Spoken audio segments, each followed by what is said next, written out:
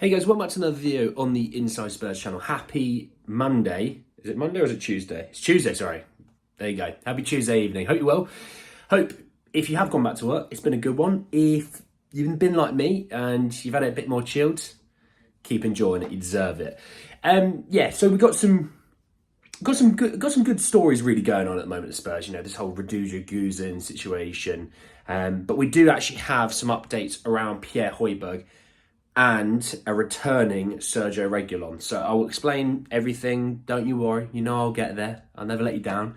Just want to say, if you're new, subscribe. You're very much welcome to join us. We are actually 10 off hitting off 1,600. So that would be really cool if we could get there. But let's talk anyway, Pierre Højbjerg. I want to start with this one first. It came from Fabrizio Romano on his YouTube channel. And he said that clubs in Italy remain interested in signing Tottenham Hotspur midfielder Pierre-Emile Højbjerg during this January transfer window.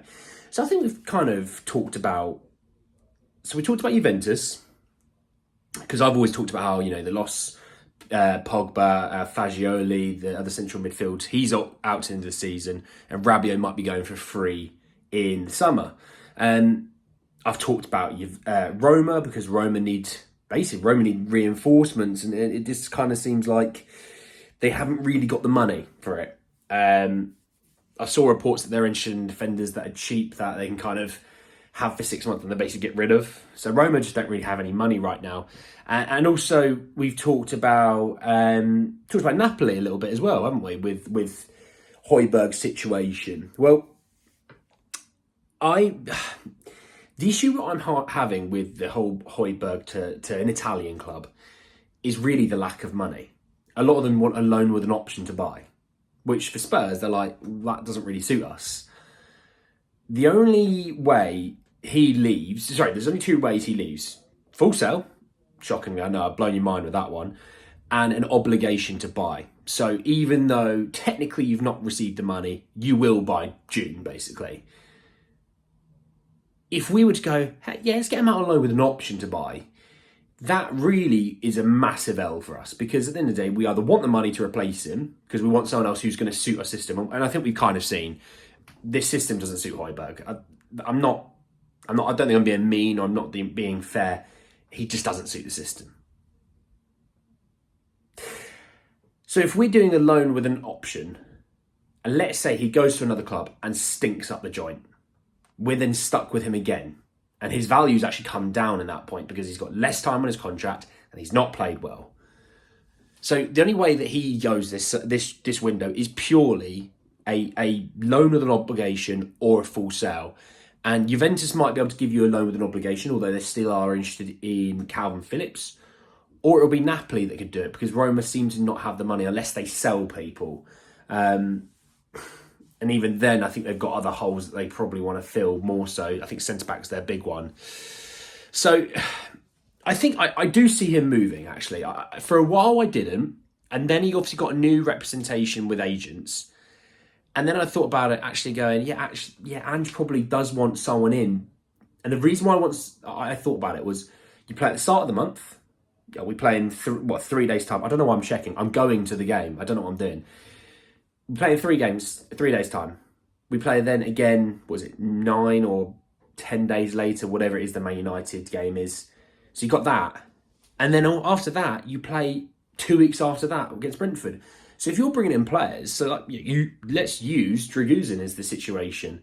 You bring him in, okay, let's say he doesn't get time at Burnley. Okay, but he gets 9 days to learn the system, to learn his teammates, to build up confidence, to play against Manchester United.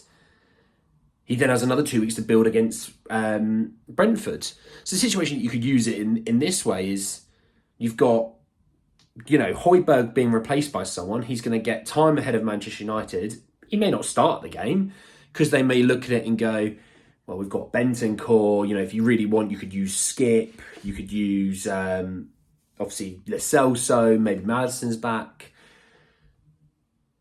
But in theory, you could do it for there. And then if not, they're ready to kind of rock and roll for Brentford. And then they've got time then throughout the rest of the season to get, solid minutes. I think it does kind of feel like Maddison, Lo Celso, Bissouma, Bentancur and Sarr do seem to be quite a level above Højbjerg and Skip. It does feel like they've just sort of been left behind. You know, even Skip at the weekend, it was like, Anthony, we bring him in for energy. It was like they were just running around him. It was, and he was never getting on the ball. He was giving the ball away. And Højbjerg, if you pass him the ball and someone's near him, he gets scared. That's no offence to Højbjerg. I actually think both are good players. They're just not players that we, as Spurs fans, are striving to be, a title-challenging, cup-challenging team. They're not it. And I think that's really fair. I'm not being mean. Let's talk Sergio Reguilón. Got a couple of bits. But it first came from David Ornstein. He said that exclusively, Sergio Reguilón is rejoining Tottenham Hotspur from Manchester United. Season-long loan included break clause for the left-back to return in January, and United have activated that option, always minded to do so. So, I don't think that shocks anyone. I'm not going to blow anyone's socks off with that. Now, the key thing to this is what Spurs do. He hasn't played for Spurs this season, so we can actually send him back out on loan or sell him, and he'll be able to play. But as soon as he plays one more game, if he plays one game for Spurs, that's it. He's here for the rest of the season, right? So Romano's coming in here, and he said that Sergio Reguilón expected to leave Spurs again during the January transfer window as he wants to play regularly. Loan options are being considered. There's interest from Premier League clubs after Borussia Dortmund added him to the list. In December, the race remains open. I could see him being around for a few weeks, to be honest, before actually getting his move. I think he didn't... I don't think he had a bad loan spell. I think it's difficult at Manchester United with all the, there's a new owner coming in, your manager's getting sacked, is he not getting sacked, is he getting sacked? You've got a Nana who seems to play well and then plays rubbish and then plays well and then plays rubbish. Injuries all across the team. United had a little bit of rubbish with that regard. So, he's come into a pretty difficult situation. Actually, when he did play, he looked pretty decent. Yeah, there's times where maybe he's not had a great game, but there's times where you go, actually, he was probably the best player on the pitch. So I don't think he would have done himself any ill justice towards himself with how he played. And actually, I think where we can look at this is that, I've just seen that Dortmund have gone in for Sancho, which that's quite interesting. That's very interesting to see what happens there, because they can't afford that wage. They could afford a Sergio Reguilón probably, but they couldn't afford a Jadon Sancho, not at 350 grand a week. Spurs wouldn't afford that. We probably could, but then you're offering a can of worms that no one wants to see at Spurs. But with Reguilón, if a Premier League club comes in, a loan with an obligation. That's the way I want it to be now, because that was a straight loan, no option, no obligation to Manchester United. And it was purely because we couldn't get him out the door to any club that wanted him, but they took 100% his wages because Manchester United is obviously happy to pay wages. We should now look at with the option of let's get him on loan with an obligation or a full sale. Because I think you can reach up to 10 million with him. You may not get 10 million at the start. Maybe it's, you get 5 million with add-ons, play 10 games. Here's an extra 500,000, that kind of vibe. But I do think I think he's come out of this loan looking all right, to be honest. And that's quite uncommon for a Spurs player to come back off loan and look okay. So, plenty there I think we'll be talking about coming this window.